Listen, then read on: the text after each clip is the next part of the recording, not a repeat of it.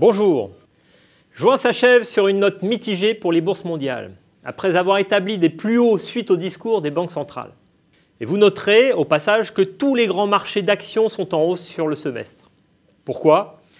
Eh bien encore et toujours grâce aux banques centrales, avec d'un côté la Fed qui reste bien décidée à maintenir ses taux bas pendant encore un bon moment, et de l'autre la BCE qui a baissé ses taux et a annoncé tout un arsenal de mesures pour relancer l'économie. Bref, que des bonnes nouvelles pour les taux d'emprunt d'État de la zone euro, qui du coup en profitent encore pour baisser. Enfin, côté change, l'euro est en légère hausse contre $, et le pétrole remonte à cause de la crise irakienne.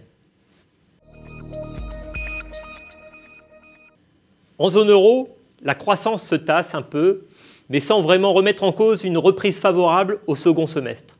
C'est toujours l'Allemagne qui tire la zone avec du mieux pour l'Italie et l'Espagne. Par contre, la France marque toujours le pas. Bad news aussi côté américain, où la croissance du premier trimestre a encore été revue en baisse. C'est son pire recul depuis 5 ans. Le FMI a aussi révisé ses prévisions pour cette année, même si les derniers chiffres militent en faveur d'un fort rebond au deuxième trimestre.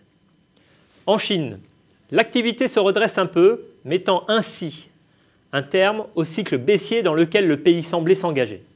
Visiblement, les mesures prises par le gouvernement pour rééquilibrer l'activité et relancer le crédit aux entreprises commencent à porter leurs fruits. C'est donc de bon augure pour la suite. Au Japon, ça va mieux aussi.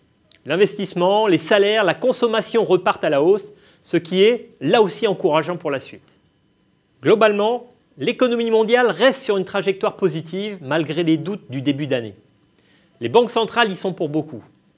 Tant qu'elles garderont ce cap et communiqueront bien avec les marchés, tout devrait bien se passer, sauf événements géopolitiques contraires, bien sûr. Maintenant, passons à nos choix d'investissement. Avec des taux durablement bas et une faible volatilité, nous restons favorables aux actifs risqués.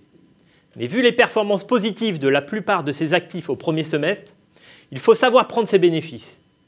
Du coup, même si nous croyons toujours aux actions de la zone euro, nous prenons donc quelques bénéfices et restons concentrés sur les valeurs de croissance ou liées à des opérations de fusion-acquisition. Nous réduisons aussi nos positions en actions américaines car elles sont chères et que leur potentiel nous paraît désormais limité. Par contre, on ne touche pas aux actions japonaises. Côté émergent, la confiance revient. Les investisseurs internationaux commencent à revenir sur ces marchés et les devises locales se sont stabilisées. Il nous semble donc opportun de nous repositionner dans cette zone. Sur l'obligataire, on ne touche à rien. Il reste encore du rendement sur les emprunts d'État des pays périphériques de la zone euro, comme l'Italie et dans une moindre mesure l'Espagne. Même chose pour les obligations privées qui recèlent encore de bons rendements et nous privilégions toujours les obligations un peu moins bien notées et les financières. Côté émergent, on garde nos obligations d'État bien notées et mises en dollars. Ces dernières semaines, les investissements se sont accélérés et soutiennent le marché.